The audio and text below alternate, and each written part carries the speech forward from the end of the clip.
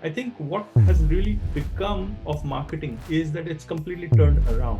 And better than Baba Ramdev to tell us how it has changed. Because what he did was significantly different from the Unilevers of the world. What is really critical is for us to understand that the game has changed. People are going to pay attention to you as a person first before what trying to market or sell or whatever.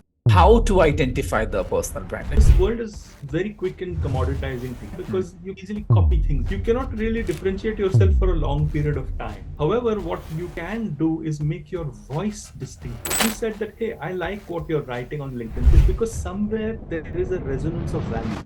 So, how do you assist CXOs, C-suite executives, to identify their personal brand? No, I think it's very critical to have some objective driven personal brand. Which audiences are you trying to attract? So it's the way in which your values are described in storytelling. The CXO or people who have built a very strong personal brand are able to communicate their value system consistently through a narrative that is appealing. It's not, oh, what are the values that they're seeking or what are the values that they're probably cultivated over a period of time. It's more to do with how they're communicating. Gary Vee. If you see him, he consistently bangs on about the same damn thing. Different styles, different ways. He believes in what they call day trading attention. I remember his initial days when he used to talk about hustling, and then suddenly I realized that he's talking about kindness. You're mirroring your audience, and the way in which your audience evolves, you evolve to reflect the values. Sometimes you need to completely rewrite yourself. The way in which I define a brand, it is the residue of perceptions about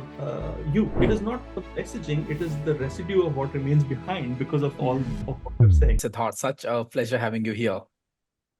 Thank you. Pleasure's all mine. So finally, we have the traveling professor on our show. Siddharth, just wondering, why do you call yourself, or where did you get this name, traveling professor? Well, I just, actually, my mother suggested it.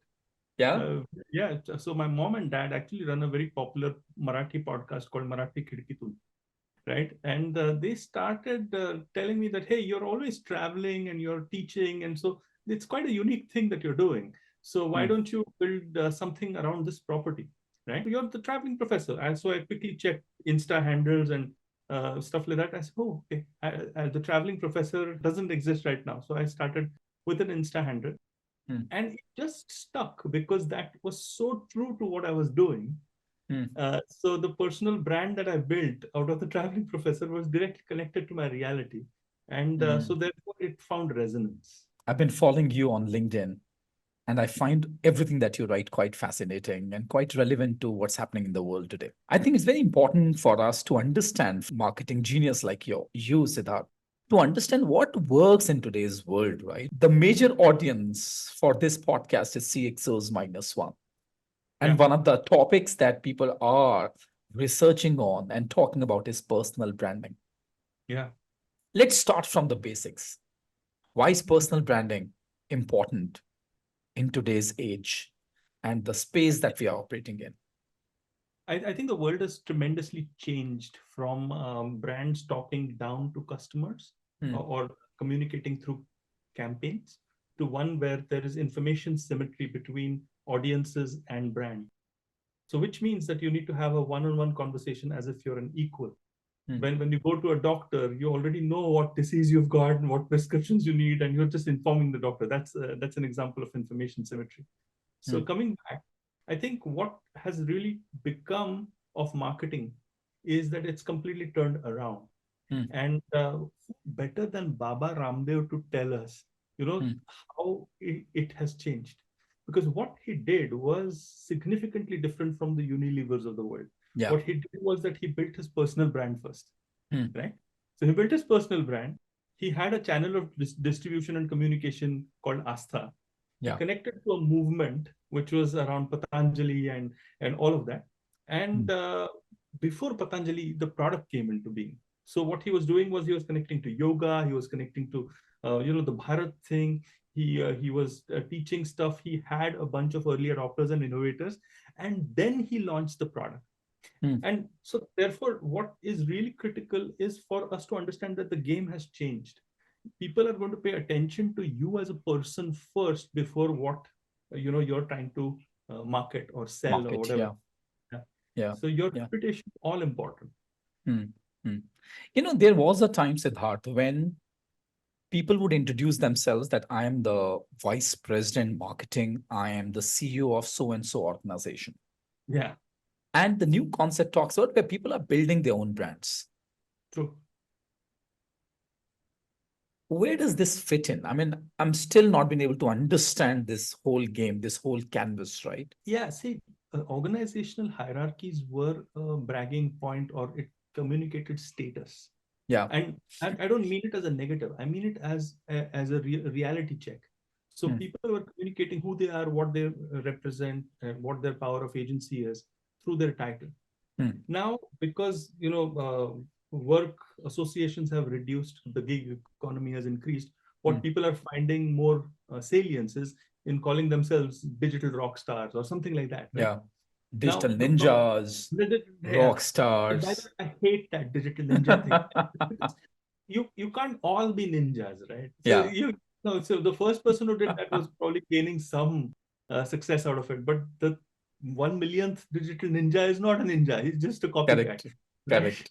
So I'm not too sure about how it has swung the other way, and I think that unless and until you have a very distinctive name and you Yeah. can genuinely live out that distinctive uh, Hmm.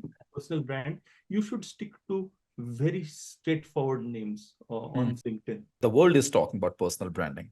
Yeah. One of the articles that I read in Fast Company magazine that you are the brand, that stuck with me. Now the Mm. question is how to identify the personal brand. Like, what should I call myself? As you said, that's very important to have the distinctive brand. Otherwise, you are just a copycat. How to find your personal brand that resonates with who you are? I think I was talking about how the traveling professor came into being, and I can share with you the experiences that I've got. Hmm.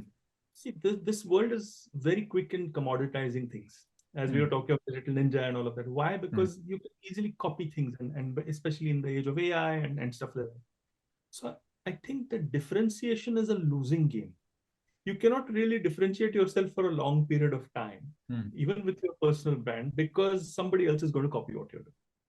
However, what you can do is make your voice distinctive, which is the Hmm. way in which you communicate and the way in which you are actually resonating with your audience is coming not from just the clever little name that you've taken, but the set of values that you represent. And when you said that, hey, I like what you're writing on LinkedIn, thank you so much for saying that Hmm. first. But the reason why you're liking it is because somewhere there is a resonance of values. You're finding, okay, this person has an interesting point of view, explained beautifully or explained intelligently, makes me think, and he consistently does that. Hmm. So if that is the Yeah. residue of all of this, then the name becomes irrelevant. I mean, today you're not calling me the traveling professor, you're calling me Siddharth, and that's how I'm normally known Hmm. in life. So the traveling professor is just a hook, but your content, the way in which and the way in which your value system resonates with your target audiences is the key. Hmm. And is there any way, since you do a lot of work with CXOs and you are a consultant, you are an advisor to several CXOs, how do you assist CXOs, C-suite executives, to identify their personal brand? Is there any process that they have to go through that might assist them?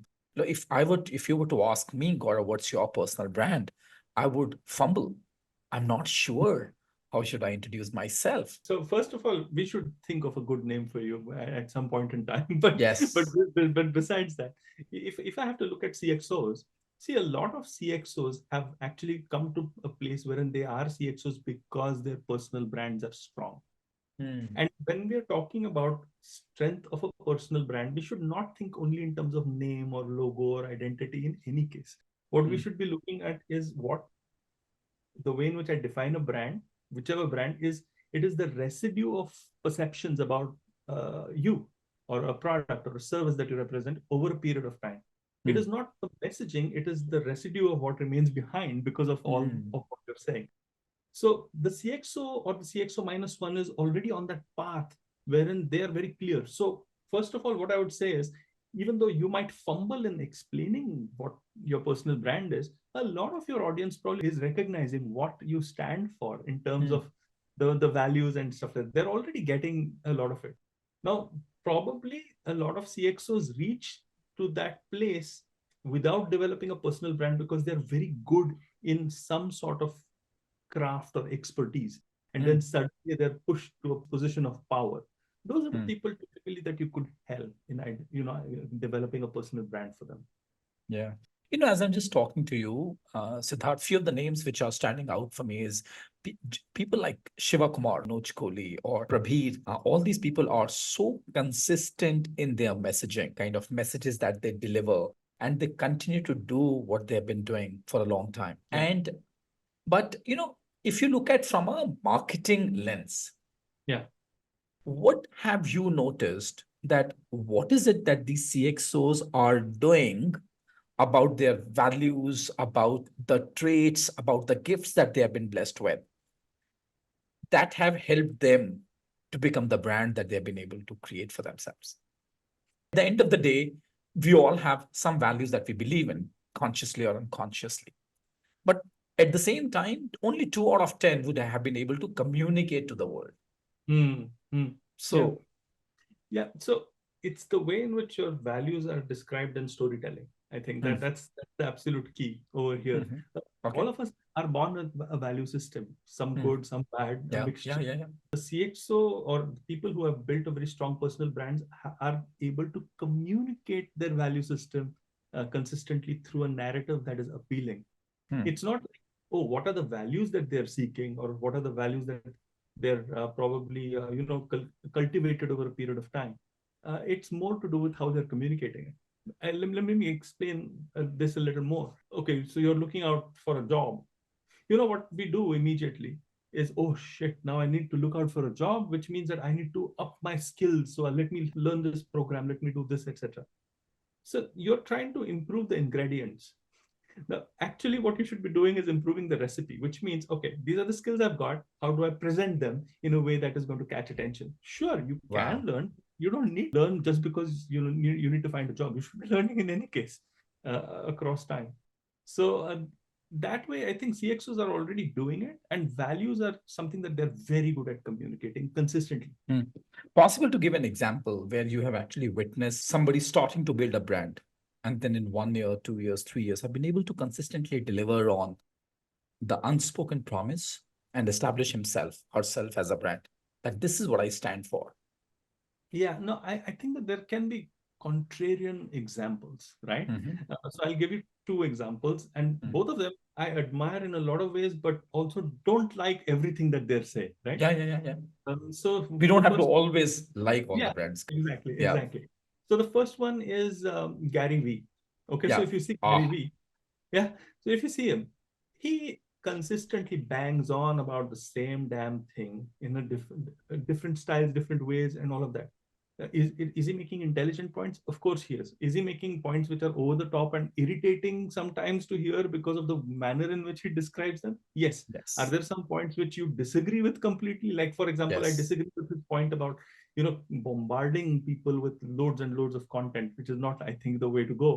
But he believes in it, and he's very consistent about it, right? So he's true to his sense of values. He believes in what they call day trading attention. I don't. I believe that you should be investing in attention seeking rather than day trading attention.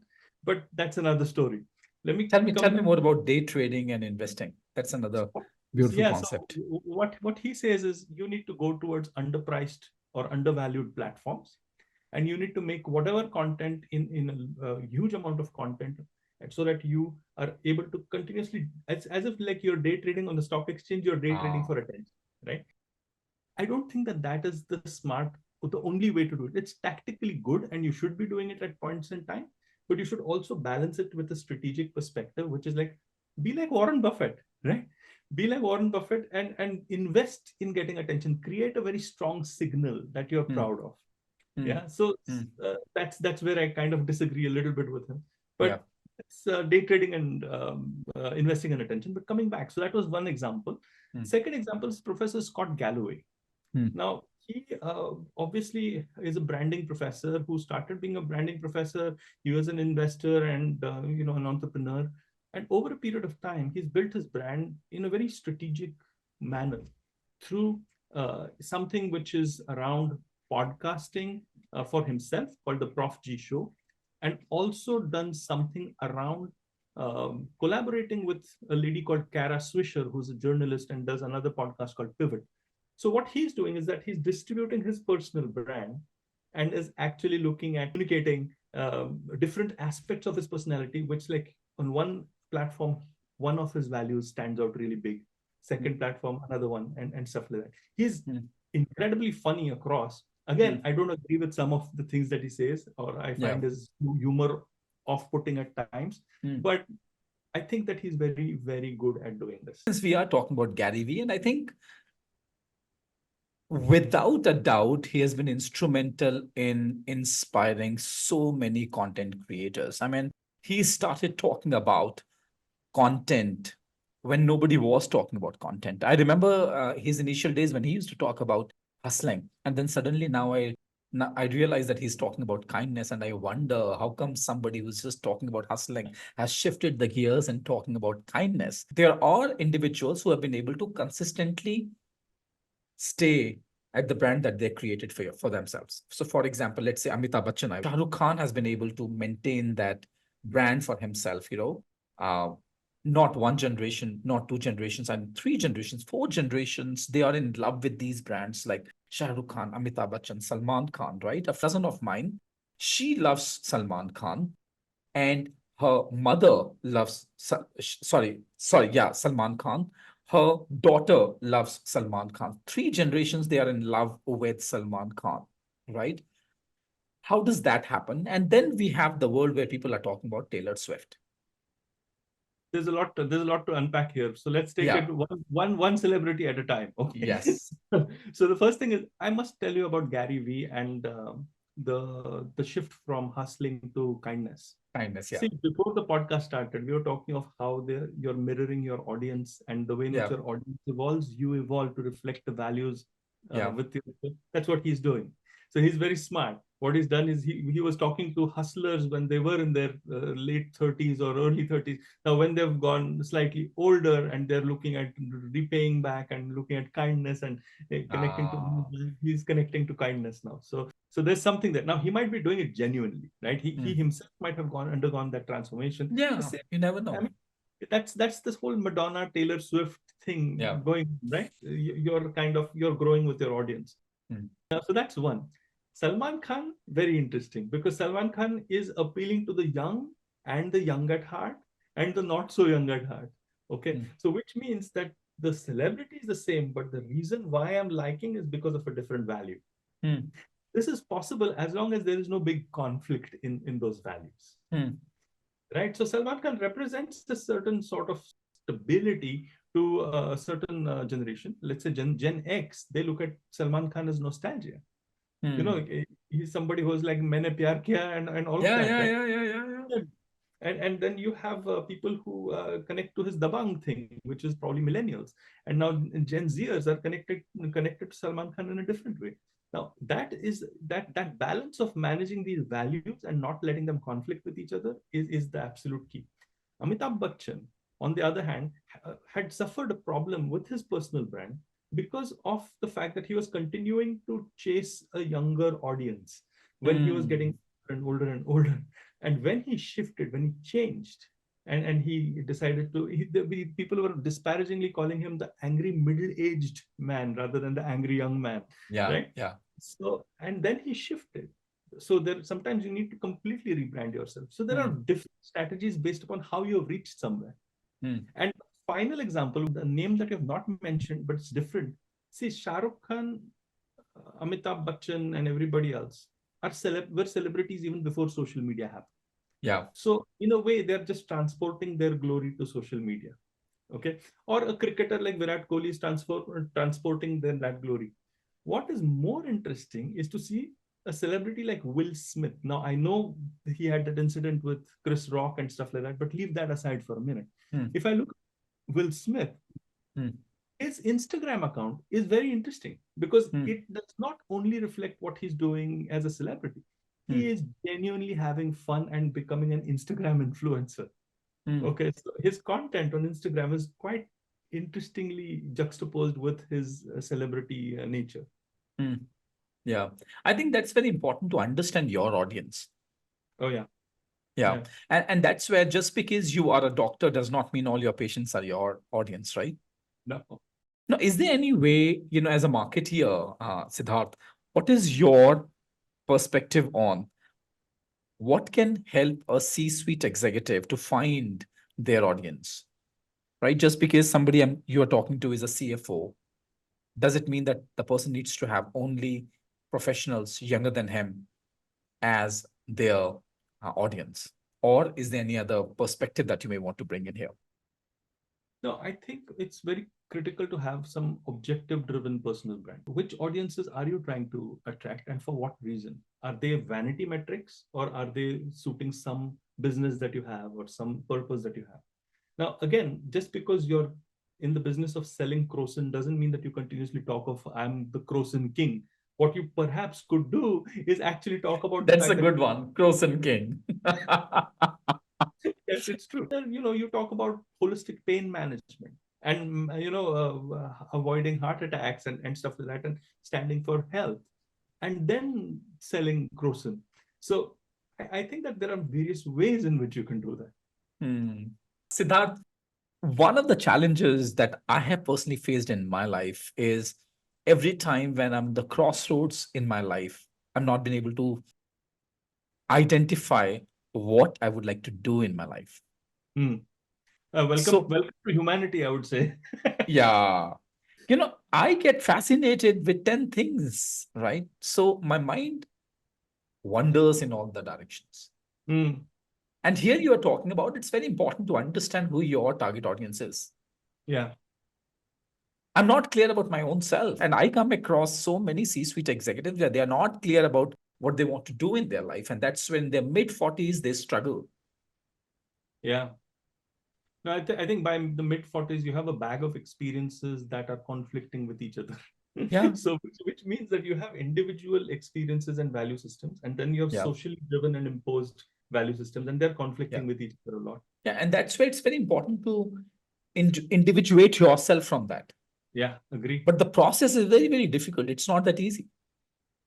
No, it's not. I mean, it's heartbreaking and it's a struggle. And trust me, just like you, I have done it, and I think most of humanity goes through it. I think it is natural to be experiencing this, and we should not negate.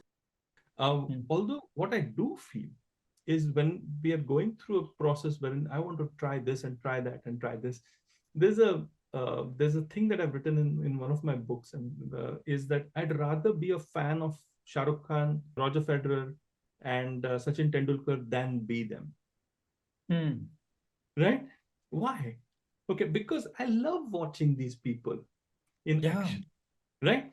I don't want to be them. I want to enjoy being their fan. Right? So Hmm. then that is a very different philosophy. Yeah, sure. I would like to have the fame and the glory and the money and all of that. And those are byproducts. Would I like to live their lives? Would I actually like to be on the cricket field for more than 200 days in a calendar year like Sachin was? I like to be mobbed all the time. And I'm not only talking of negatives, there will be a lot of positives as well. Hmm. But perhaps I want to enjoy their craft, and I'm attracted to the benefits of what their excellence in that craft has given them. Yeah. So Yeah. I think it's very critical for us to know what we are fans of and what we actually want to excel in. Sometime back I was having this conversation, and I personally believe that one of the basic desire of a human soul is to express. Mm, And from that expression, once I've been able to identify my divine expression, it becomes the essence of who I am as an individual. If not for cricket, I don't think that we would have loved Sachin the way we do. If not true. for the craft of acting, I don't think that we would have loved Amitabh Bachchan the way we have. Or for that matter, Yes.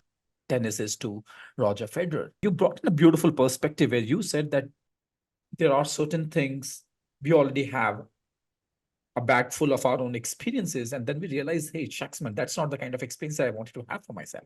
I mean, even if I'm the CFO of an organization, so what now? because that's the societal norm. And that's where they dive into finding their own expression. Sure. Right? Where what they're really good at and the gifts that they've been blessed with, they come together.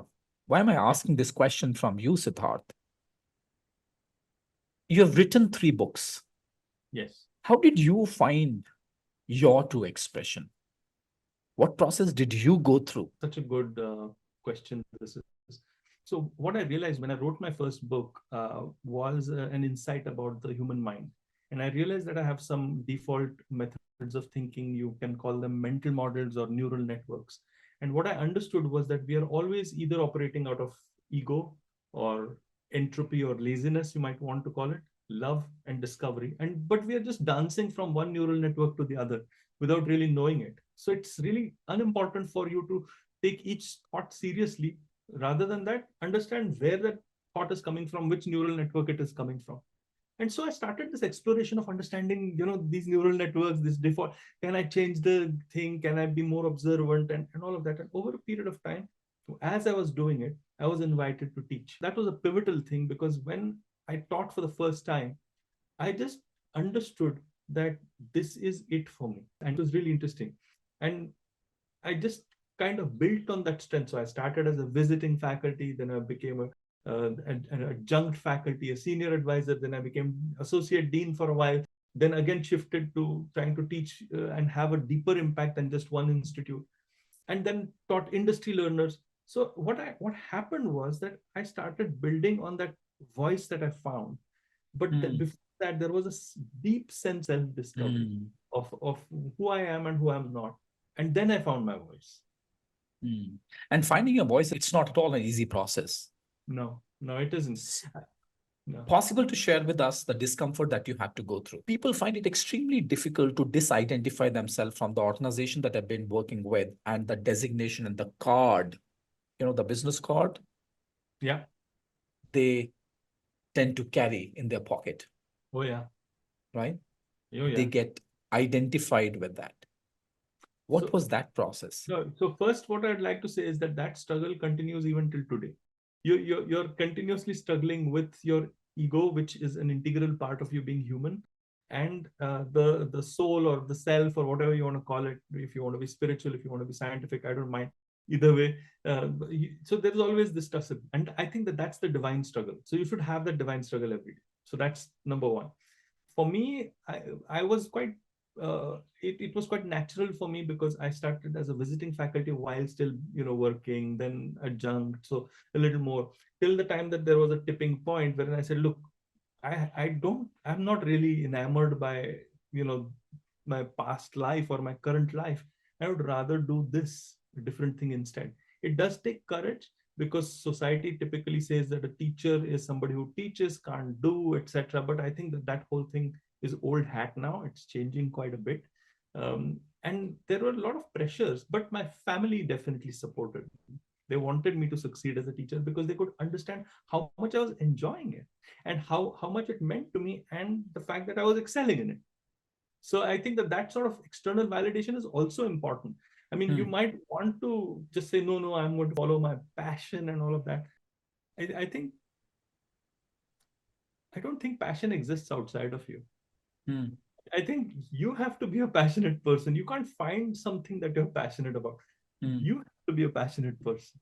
The world is going to be boring and mediocre and all of that. You are passionate. So I would say that find something that you're really strong at or good at, that makes you feel strong, and just do it with passion. Maybe that's a way in which you can strengthen that voice. At the same time, it happens at times that you might not be good at what you want to do, but you genuinely want to do that. As you mentioned that I really wanted to teach, wanted to share what I know. Could be a possibility on day one, you might not be a good teacher. Yeah, you might suck. Yeah, exactly. Yeah, absolutely. So now the question is, how willing are you to suck at things that you really want to be a master at? So thankfully for me, I really did well from day one. So that was not that was not a challenge for me as a teacher, because I just realized, damn, this is it, man. So that was probably serendipity and it just happened. So lucky. privileged and lucky to Hmm. experience that. I'll tell you one thing though. A strength is not something that is what you're good at only. A strength is something that makes you feel strong. So there Ah, is a difference. You see, so you get what I'm saying. You might be damn good at Excel worksheets, but hmm. you may not feel strong after doing an Excel Yeah, worksheet. yeah. What a beautiful quote. Strength is not something that you're good at. Strength is something that make you feel Strong. Yeah. about yourself, feel strong about yourself. Wow. I think that's itself is $1 million statement. So sweet of you. Yeah. So that coming back to what you're talking about, right? So as I was saying that one of the basic desire of a human soul is to express. And every time when you start to express from your core gifts, you start to feel strong about yourself, Yeah. right? There's a sense of well-being that you experience. There's a sense of connection that you experience. And that's where you spoke about that it's important to communicate that narrative. Personal branding is not at all only about having a smart name Uh-huh. for yourself. It's about going through the journey Yeah. of letting go of what does not serve you any longer Yeah. and embracing that makes you who you are as an individual, who you would like to be, Yes. identifying your values and consistently communicating it to the world. Absolutely. Yeah. Uh, Absolutely. I couldn't have said it better. Shukran. So that helped me understand. Could be a possibility that there are conflicting uh, personalities in the world, Yeah. right? In your case, fortunately, um, there is only one traveling professor. Hmm. But I'm sure there are other people who are operating from the same divine gift that you have been blessed with, Oh yeah. Oh, I'm sure. right? And in the world where we live in, it's very important to create a distinctive brand so Yes. that you can leverage it in the Yes. world that you're a part of. Yes. Now, that is where the marketing plays a very vital role, Yes. right? Uh, what would you suggest to an individual that once the person has been able to identify who the person is, write down, spend some time, go through the trouble, discomfort of identifying yourself, discovering yourself, going through finding your values, consistently communicating. Now, then you come to the world where now you have been able to identify one name for Yeah. yourself. Yeah. What is the journey after that? I think the key aspect after that is understanding the format, Hmm, hmm, right? So because storytelling is going through a medium. hmm, hmm, When hmm. you watch Stranger Things on Netflix, you're also watching Netflix, which means that your expectations are also being driven by the medium Yeah. and the thing, right? When you're Hmm, going to watch a movie, again, the medium is the message, as Marshall hmm, McLuhan said. hmm, So hmm, the fact is, you have to experiment with formats to understand what you're actually good at. So hmm, I tried everything. I tried videos, I tried going live, I tried podcasting, I hmm, tried writing, and it's always a learning game. And then hmm, you figure out, how are you able to best give that expression to hmm. to to that voice within you. Yeah. And Yeah. sometimes it can be combination, it can be images, whatever it is, and you'll find your own formula is what I would say.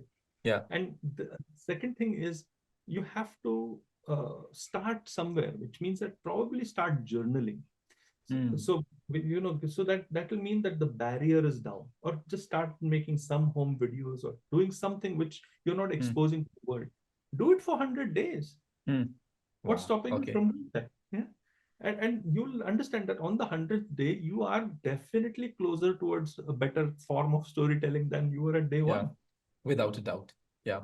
Because why am I asking this? Let me just share my own personal struggle. 6 and 7, at that point in time, coaching was at a very nascent stage. Not many people knew about coaching, Hmm, hmm, right? hmm, So here was this young lad on the block talking about coaching. And people will look at me and say, we are looking for somebody with gray hair or no hair.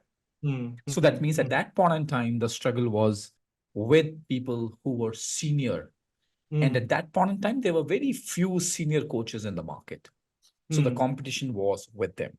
hmm. The journey continued. I waited and I waited and I waited for gray hair to come. I realized there's an influx of digital coaches in the world now, where everyone is a coach.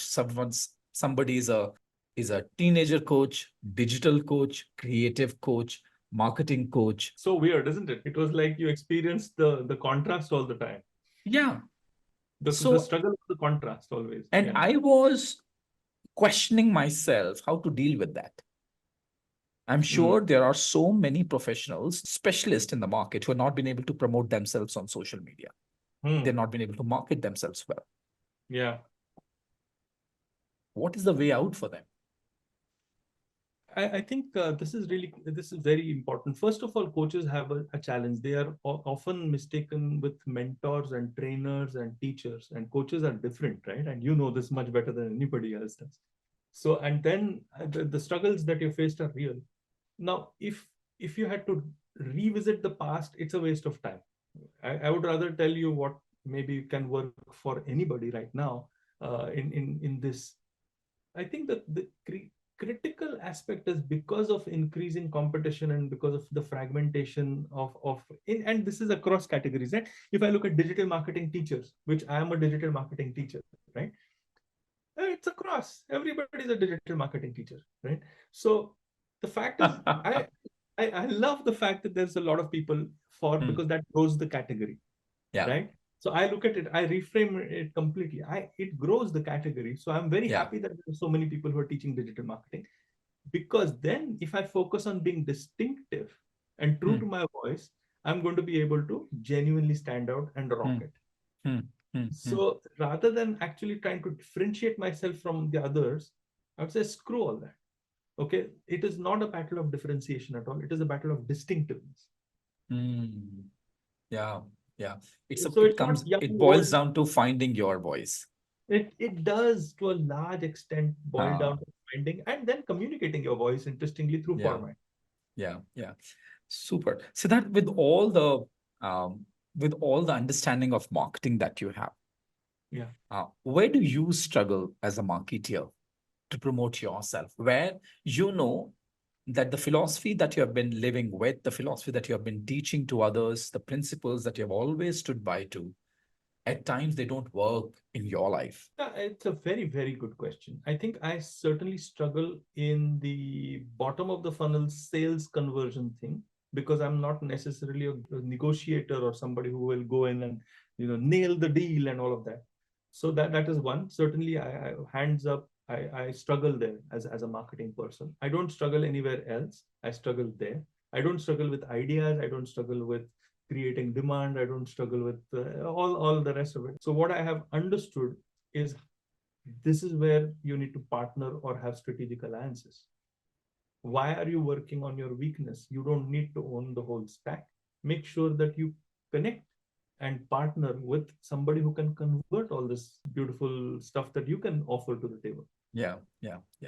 Siddharth, thank you so much for taking us through these different shades of marketing. One thing that I'm taking away from this conversation is investing yourself to find your voice. Because unless you invest yourself in finding your voice, we cannot assist other people to find their voice. No. And that's one of the themes that I've been doing my own research on, finding your own divine expression. Beautiful. Because we all want to express ourselves. Because unless we express ourselves, we'll not be able to connect with others. And unless I can connect with you, I'll not be able to contribute.